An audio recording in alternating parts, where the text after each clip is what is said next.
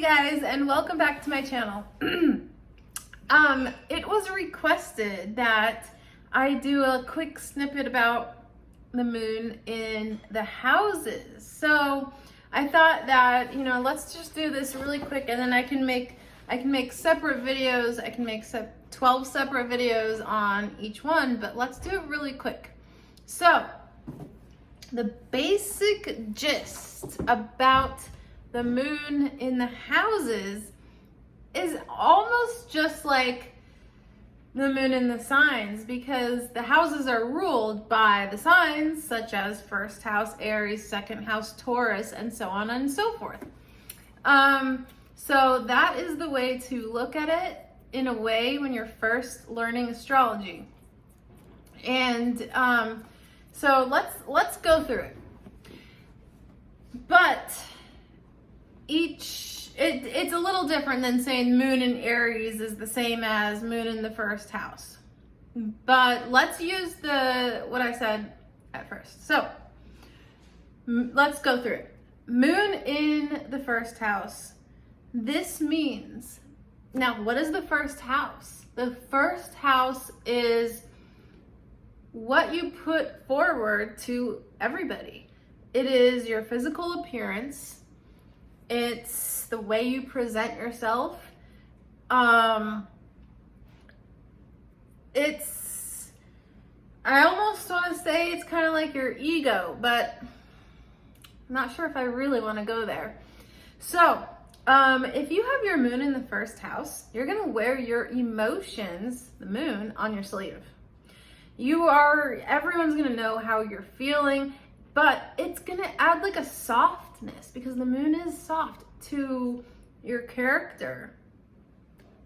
It's going to make you seem and appear to be very nurturing to others, because it's in your first house. It's what you put forth.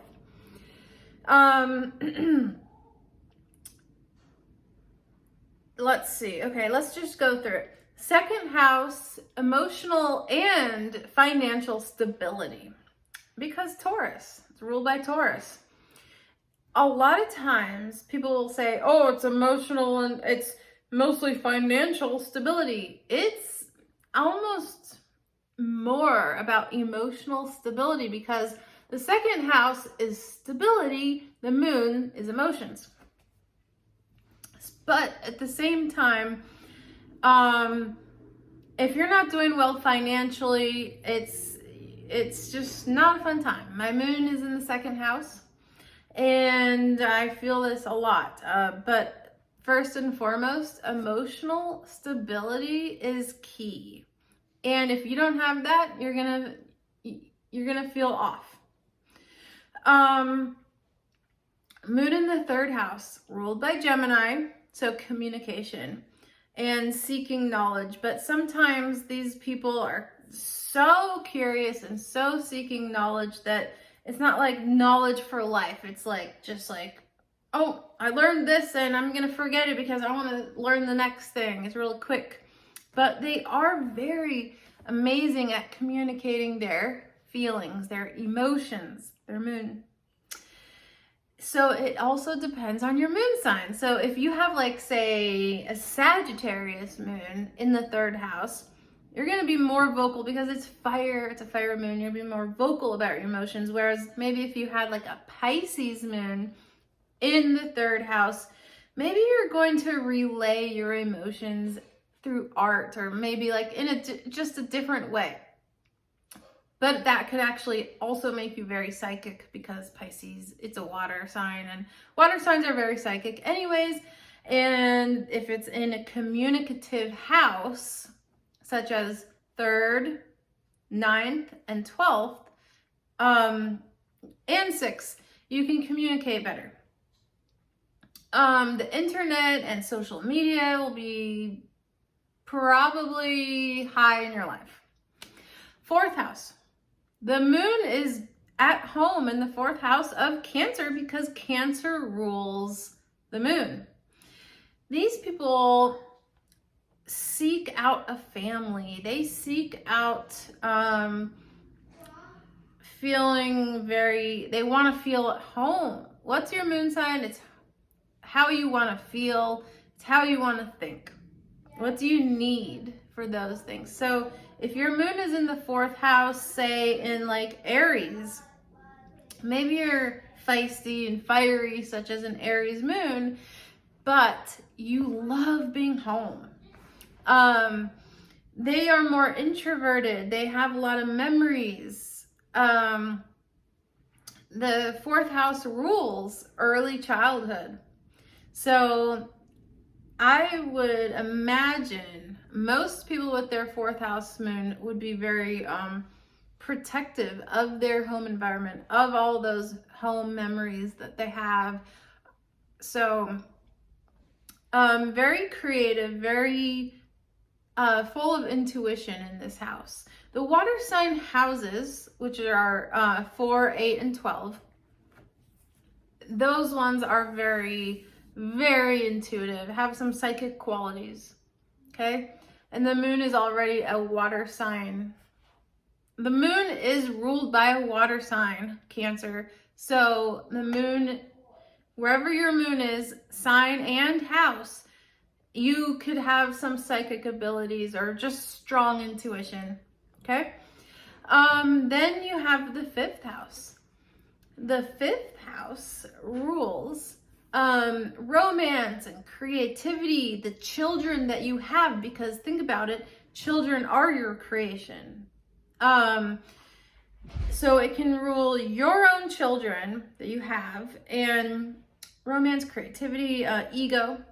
That's why I hesitated about the 1st house, ego, because the 5th house is ruled by Leo, and Leo it's fire, and Leo rules all of those.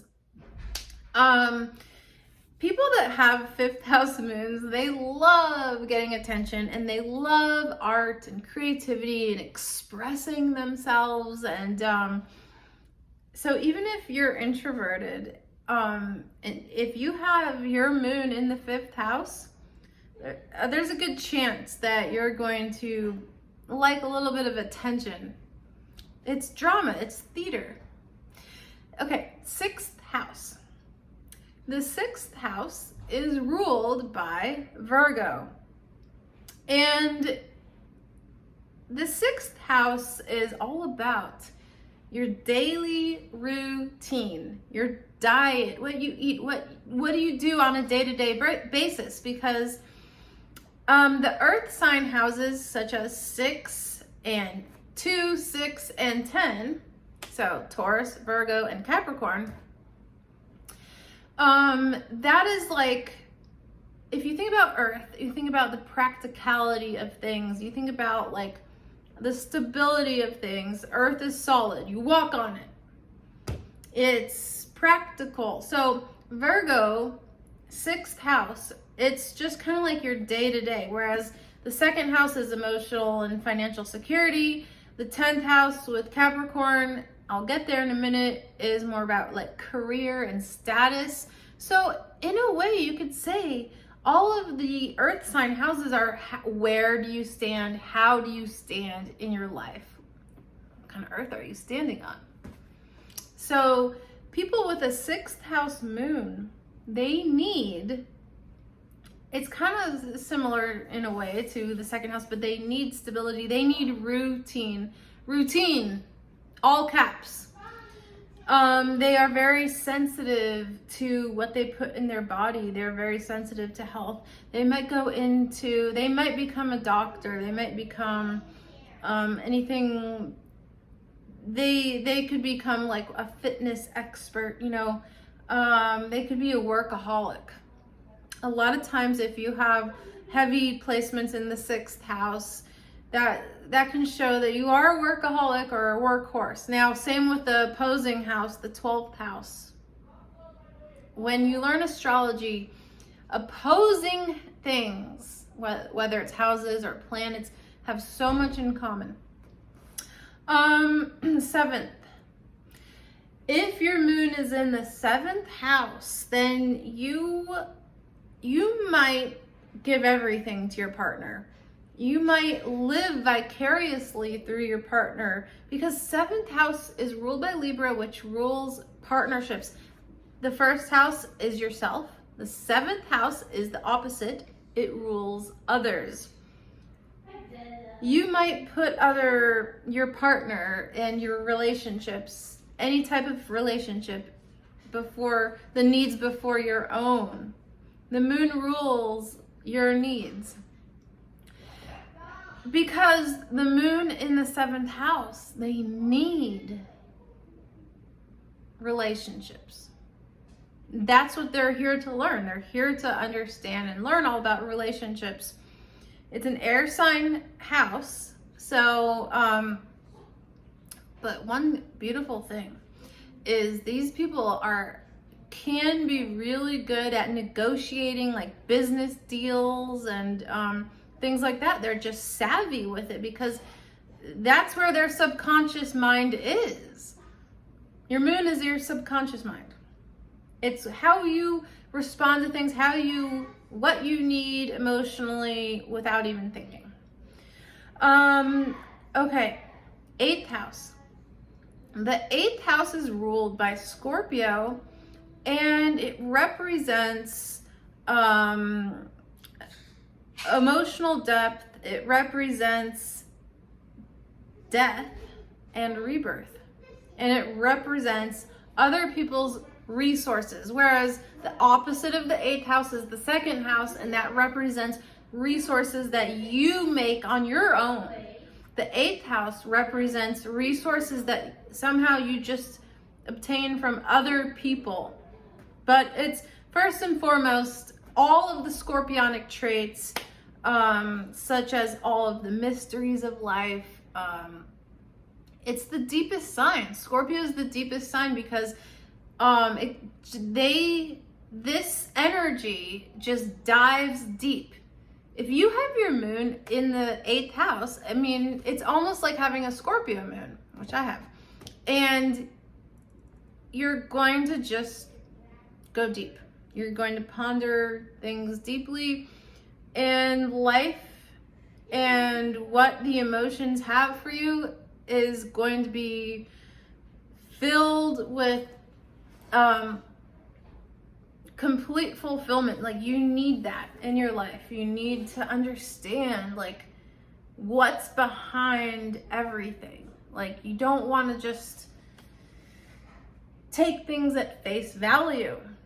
You know there's more. You're always digging for the truth. And then relating to that, the next house, the Seekers, is the 9th house, ruled by Sagittarius. And if you have your moon in the 9th house, it's like you need to just constantly go places and seek adventure and seek a higher learning. And it's very relatable to having a Sag moon. So for example, maybe your moon sign is Taurus, but it's in the 9th house. So that would be a conundrum, because you would need security and the luxuries of life, yet you also need to expand and travel and fill your mind with all kinds of stuff. So this would be a very avid learner, someone that absorbs and keeps a lot of things like Taurus, but is constantly expanding. So I would love to know if anyone has that. I don't know if I know anyone personally. Anyways, so yes, that is the 9th house.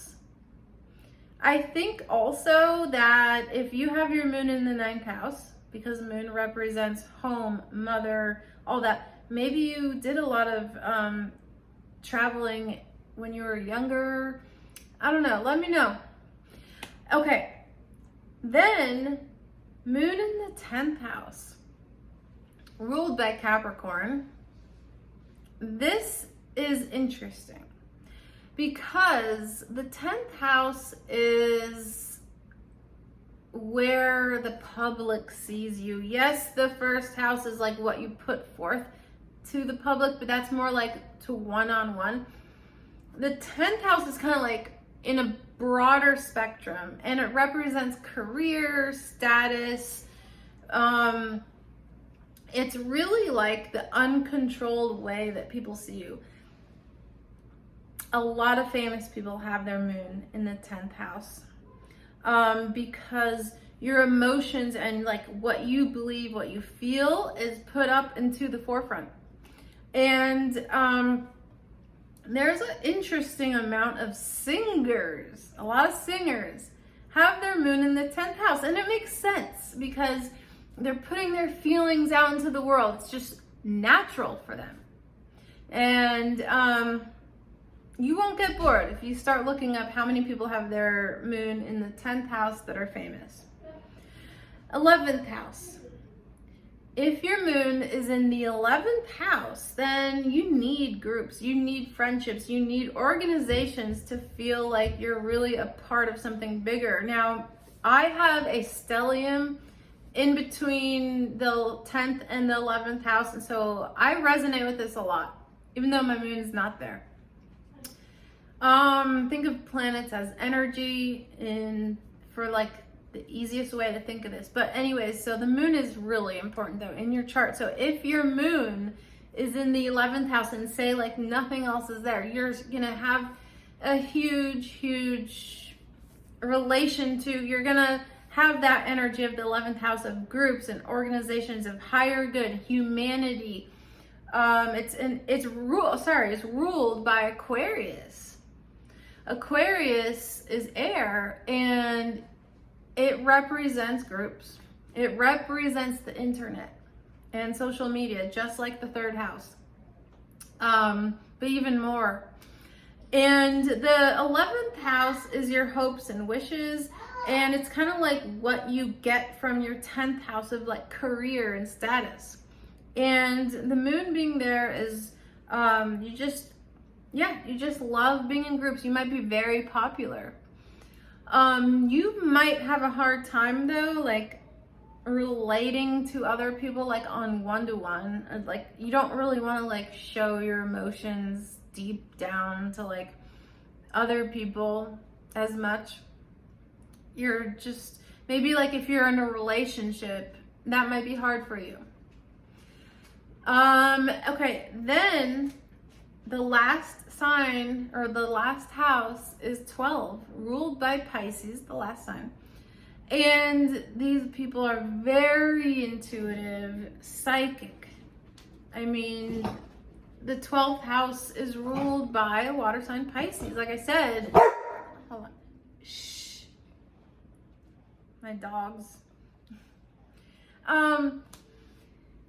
And the 12th house is introverted usually, and they need time alone. They need their space. They need to just kind of like have time to deal with all of the influences they got for the day, or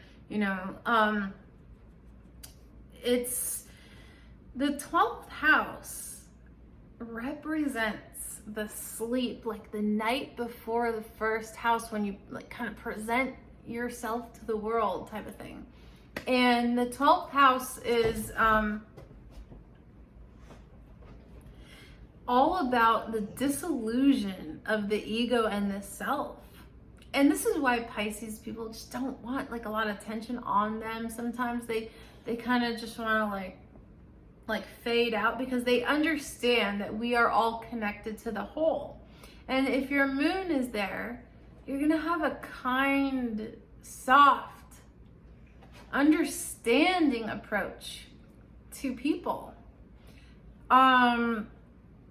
So even if your moon is like in something that's just not really, I don't know, say it's Aquarius, or say it could be a lot of things.